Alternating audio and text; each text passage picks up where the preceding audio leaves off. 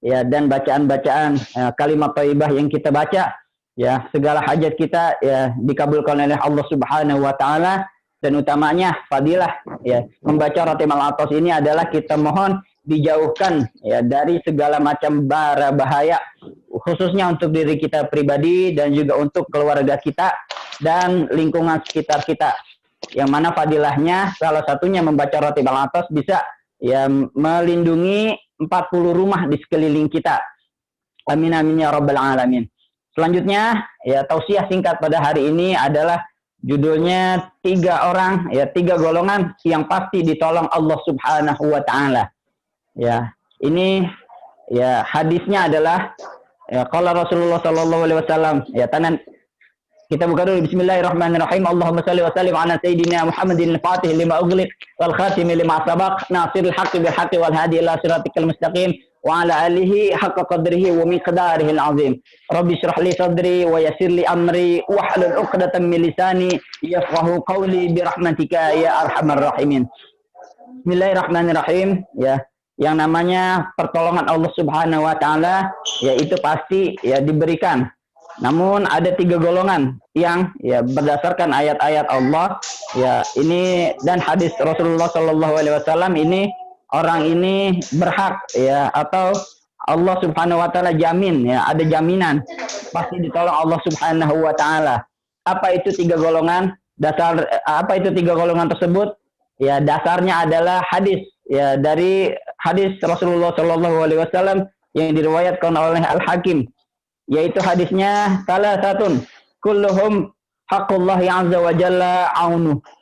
Ya, kata Rasulullah sallallahu alaihi wasallam, salah satu ada 3 golongan yang bagaimana kulluhum yang semuanya golongan itu apa? Haqqullahi azza wa jalla aunuhu, yang merupakan pasti benar hak Allah Subhanahu wa taala untuk menolong 3 golongan itu. Apa itu kata Rasulullah? Yang pertama adalah al-mujahidu fi sabilillah. Yang pertama adalah poinnya al-mujahid fi sabilillah, yaitu orang-orang yang berjihad di jalan Allah Subhanahu wa taala. Ya, tentu yang namanya jihad fi sabilillah, ya, perjuangan fi sabilillah. Ya, yang namanya jihad itu bukan hanya berperang di jalan Allah Subhanahu wa taala. Dulu konteksnya ketika Islam masih awal-awal di zaman Rasulullah Shallallahu alaihi wasallam ya memang perjuangannya adalah perjuangan menegakkan Islam ya dengan pedang, yaitu menegakkan Islam ya dengan jiwa raga ya berkorban ya barang siapa mati syahid, barang siapa mati di jalan Allah Subhanahu wa taala maka ia mati syahid. Nah, adapun orang yang berjuang di jalan Allah Subhanahu wa taala, berjihad fi sabilillah, maka kata Allah Subhanahu wa taala, maka kata Rasulullah Shallallahu alaihi wasallam, dia dijamin oleh Allah Subhanahu wa taala apabila dia memohon pertolongan kepada Allah Subhanahu wa taala, maka dijamin pertolongan Allah Subhanahu wa taala. Kita lihat banyak ya ketika perang Badar. Berapa banyak pasukan perang Badar ketika itu? Cuma 313 orang melawan ribuan orang. Ya, melawan ribuan orang. Secara jumlah, hitung-hitungan logika nggak masuk di akal. Nggak mungkin kira-kiranya kalau dipikir secara logika mustahil bakal menang. 313, cuma 313 orang bisa mengalahkan orang kafir yang ribuan orang. Itu kan kalau bukan dengan pertolongan Allah Subhanahu wa taala mustahil bisa menang. Ya, itu konteksnya zaman dulu, zaman peperangan Rasulullah Shallallahu alaihi wasallam. Ya, di zaman awal Islam, sadrul Islam. Namun di zaman sekarang ya jihad itu bukan cuma berperang melawan musuh Allah, bukan cuma berperang mengangkat senjata. Ya, di zaman sekarang utamanya adalah di zaman pandemi, di mana orang-orang banyak yang mengalami krisis kesehatan, di mana banyak orang-orang yang mengalami krisis ekonomi. Ya, bukan cuma di Indonesia saja, di berbagai belahan dunia merasakan hal yang sama dengan kita saat ini. Maka jihadnya, ya, jihad di konteks sekarang adalah bukan dengan mengangkat senjata. Jihad di era pandemi ini adalah bagaimana kita melawan, ya, berperang yang melawan pandemi.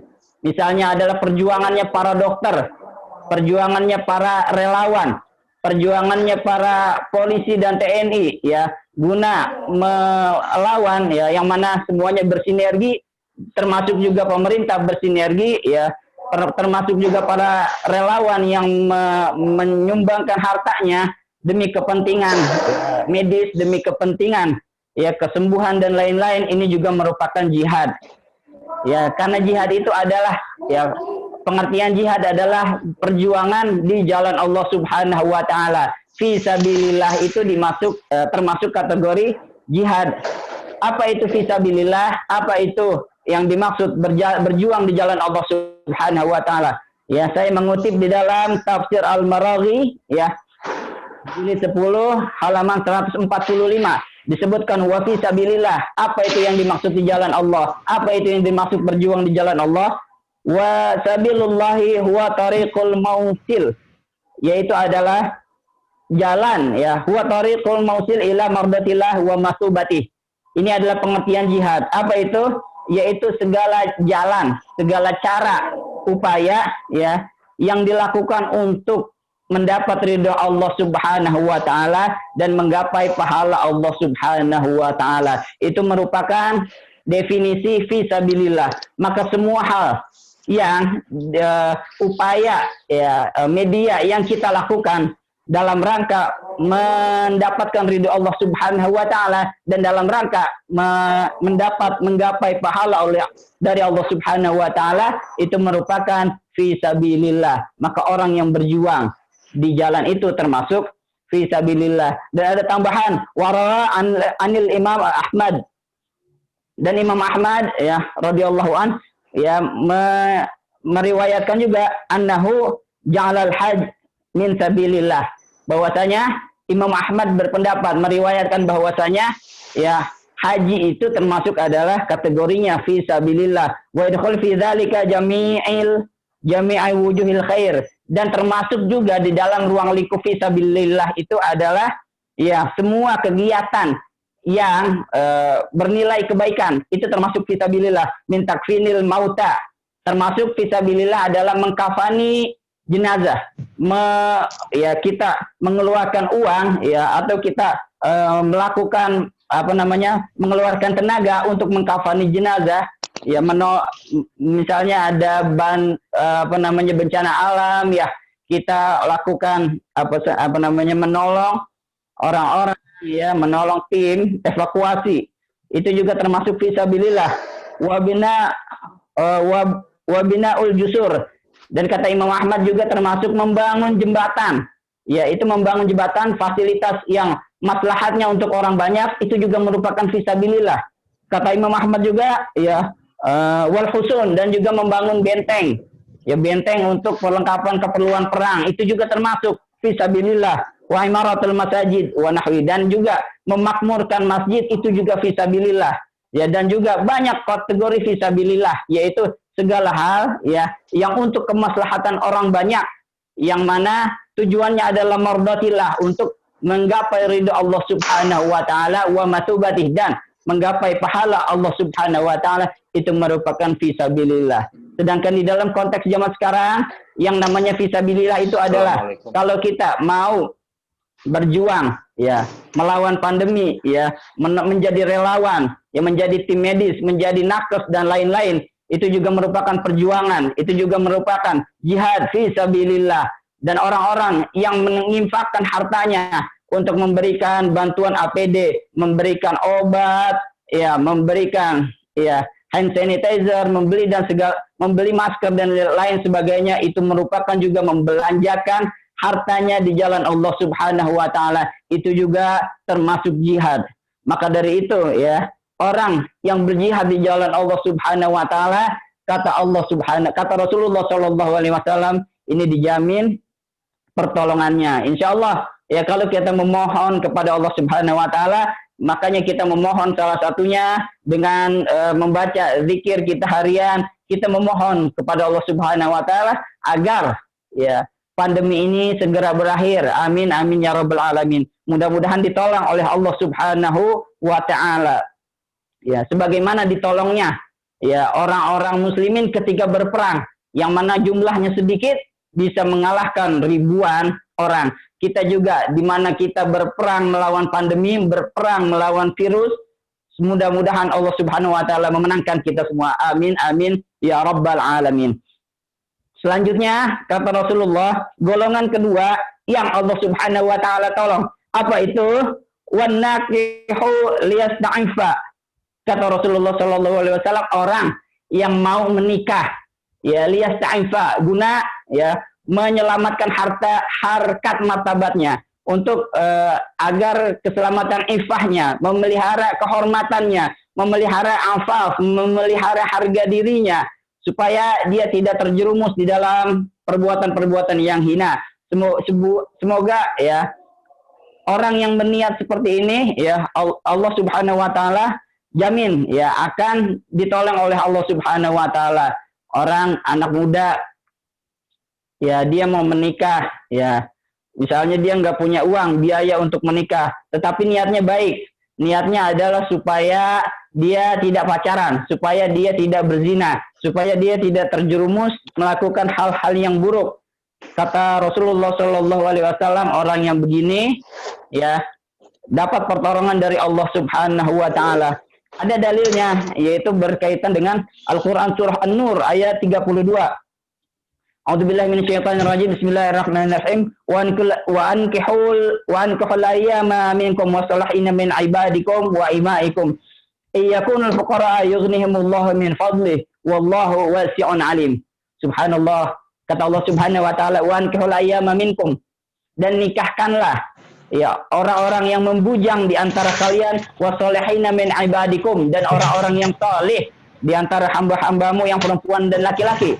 Iyakunul fuqara'a, seandainya sekiranya mereka itu fakir, sekiranya mereka itu miskin, kata Allah Subhanahu wa taala, yughnihimullahu min fadlih, maka Allah Subhanahu wa taala akan membuat mereka kaya, akan membuat mereka sejahtera, min fadlihi, dari karunia-karunia Allah Subhanahu wa taala. Wallahu wasi'un alim, dan Allah Subhanahu wa taala maha luas, dan Allah Subhanahu wa taala maha luas rezekinya, maha luas karunia-Nya, alimun, dan Allah Subhanahu wa taala maha mengetahui. Ini adalah sebetulnya motivasi buat orang-orang yang ingin menikah tetapi tidak punya harta. Kalau orang ya niatnya baik, ya orangnya itu soleh, niatnya cuma dua nih kalau mau ditolong ya, kata berdasarkan hadis dan Al-Quran. Syaratnya cuma dua kalau mau ditolong ya, kalau dalam golongan yang kedua ini. Yang pertama adalah niatnya baik. Kalau ada pemuda niatnya baik, niatnya mau menikah ya, niatnya mau menikah ya, tapi nggak punya uang, nggak punya biaya dan lain-lain, keterbatasan segala yang lain, pasti Allah Subhanahu wa taala akan tolong dia. Banyak ya saudara-saudara kita cerita-cerita yang mana ketika orang mau menikah nggak punya duit ya, kalau dihitung-hitung nabung kira-kira bakalan lama, tetapi ada aja jalannya ketemu. Orang-orang yang kayak begini ketemu jalannya, entah itu usahanya lancar, tahu-tahu dia dapat orderan yang banyak ya, banyak teman-teman yang begitu, entah itu dia dapat rezeki yang tidak disangka-sangka, pasti ketemu jalannya ya, kata Rasulullah ya. Yang kedua syaratnya adalah kalau mau ditolong Allah, wasolihina, yang kedua adalah orang-orang yang soleh ya. Kalau pemuda ya mau ditolong ya dalam hal pernikahan, dalam hal menikah, yaitu yang pertama syaratnya niatnya baik. Yang kedua adalah orangnya juga baik. Kalau orangnya baik, niatnya baik, maka insya Allah Subhanahu wa taala akan ya memberikan jalan ya untuk mempermudah kita ya di dalam hal itu. Ya, yang penting niatnya adalah liyasta'fa, yaitu untuk memelihara ifah dan afaf, yaitu kemuliaan dirinya. Yang ketiga, poin yang terakhir adalah kata Rasulullah, wal mukatib yuridul ada, yaitu orang yang berhutang tapi berniat untuk melunasinya. Dan orang yang kayak gini Allah Subhanahu wa taala juga jamin ya, juga jamin bakal bakal ketemu jalannya ya, bakal ditolong oleh Allah Subhanahu wa taala. Ya ada karena merupakan hutang itu adalah hal yang wajib ya, maka orang yang berniat ya dengan kesungguhan hati dan dia memohon kepada Allah Subhanahu wa taala, memohon pertolongan, pasti Allah Subhanahu wa taala akan bantu. Yaitu ad-dinu dainan. Faman mata wa huwa yanwi qada'ahu fa ana waliyuhu. Kata Rasulullah Shallallahu alaihi wasallam, utang itu ada dua. Barang siapa yang berhutang kemudian berniat melunasinya, maka kata Rasulullah, fa'ana waliyuhu, maka aku bersamanya, maka aku adalah pemimpinnya, maka aku akan menjaminnya. Wa man mata, dan barang siapa yang mati, wala yanwi qada'ahu, dan dia tidak ingin ya melunasinya, fadzalikal ladzi yukhidhu min hasanati laisa yauma idzin dinarun wala dirham. Maka kalau misalnya kita mati, kemudian kita tidak sempat melunasi hutang, maka kata Rasulullah, nanti di yaumil qiyamah, di hari akhir akan diambil kebaikan kita sebagai ganti pelunasan hutang. Maka dari itu niat, intinya adalah bagaimana kita ingin melunasi hutang. Kemudian kita memohon kepada Allah Subhanahu wa taala, maka Allah Subhanahu wa taala akan jamin. Itulah 3 golongan yang senantiasa ya mendapat pertolongan Allah Subhanahu wa taala. Mudah-mudahan kita bisa amalkan dan kita mudah-mudahan termasuk ya golongan yang bisa mendapatkan pasti ditolong Allah Subhanahu wa taala. Ya, demikian yang bisa saya sampaikan karena keterbatasan waktu, kurang lebihnya mohon maaf ya. Wabillahi taufiq wal hidayah wa ridha wal inayah. Wassalamualaikum warahmatullahi wabarakatuh. Warahmatullahi wabarakatuh. Terima kasih Ustaz.